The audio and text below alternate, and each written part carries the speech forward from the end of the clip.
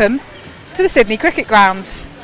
We are currently outside the ground, huddled underneath an umbrella above our heads, and it's raining, isn't it, Sid? It is. It's raining quite hard. The actual rain itself probably doesn't matter too much, in the sense that the ground's got some really good drainage underneath it. So the crucial thing is whether or not it stops raining. So it is raining hard at the moment, but the water is draining through the ground successfully. But what we're going to need is some windows in order to play cricket, because playing cricket's ultimately what we're actually here for, hopefully.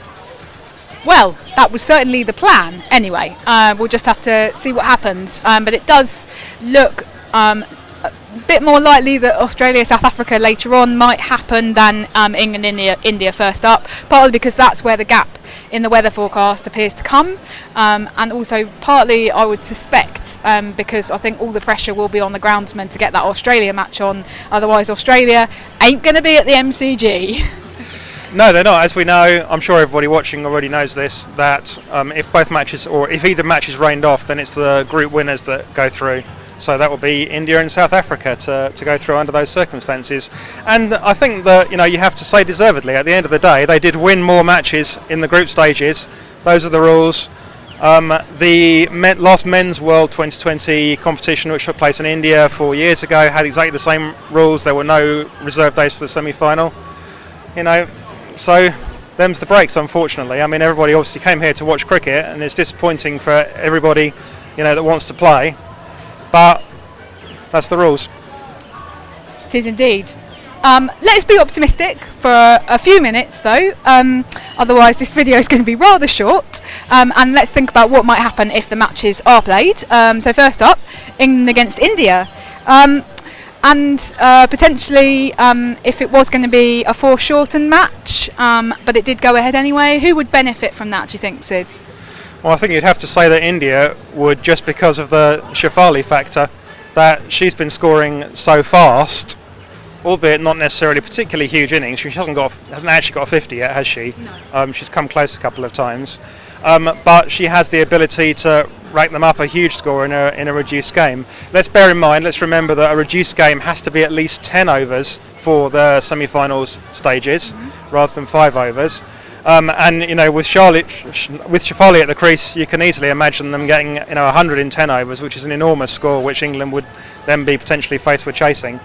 Having said that, chasing is probably what you want to do ideally, because the other thing we need to remember is that when the first team starts batting, they won't actually know necessarily whether they'll be batting for 10 overs or 20, because if they were to start the game on time, they could find themselves batting a 20 over game that then gets reduced when they get called off after 10 overs. Now, of course, Duckworth-Lewis does take account of this, so it is kind of factored into the numbers, but chasing is still probably the thing that you want to do here, because at that point at least you know what you're doing, at least you know what your target is. So the toss then could be quite important. In terms of from England's perspective, say they did know that they were batting for 10 overs, it'd be really interesting to see who they send out to open the innings, because we've seen that they promoted Tammy Beaumont up the order the other day, and switched Amy Jones down the order, but Tammy Beaumont is really not in very good nick at the moment, hasn't faced very many balls, so that could be a bit of a dilemma for them. Who would you open with if you were Heather Knight, Sid? Danny Wyatt, I think, has to stay where she is, because she's England's most destructive batsman. Personally, I'd put Amy Jones back at the top, because Amy Jones will score some quick runs and she will hit out or get out. Whereas there's perhaps a little bit of a concern with Tammy Beaumont at the top, that she might chew up deliveries. And again, the shorter the game is, the more painful chewed up deliveries become. It's fairly obvious, though, that England's two best batsmen this tournament are far and away Heather Knight and Nat Siver, though. So could we potentially see Knight or Siver batting up the order? I don't think either of them want to do that. What they want to do is tell their openers to go really, really hard, with the confidence that they've got Heather Knight and Nat Siver, who are both in great form, both at numbers 1 and 3 of our batting rankings, to come after them. And the other interesting thing, of course, if the England match does go ahead, will be to see whether England stick with their revised strategy and have Maddie Villiers as the third spinner, or whether they revert back to the strategy that they'd kind of so vociferously defended and have Lauren Winfield coming into bat very late on, potentially. Any thoughts on that, Sid? Well, it's a difficult one. The people we've spoken to actually suggest that this ground might be a bit low and slow, and obviously the pitch is sitting there right now, sweating its little heart out. And so, there might be a good case for having Maddie Villiers under those circumstances.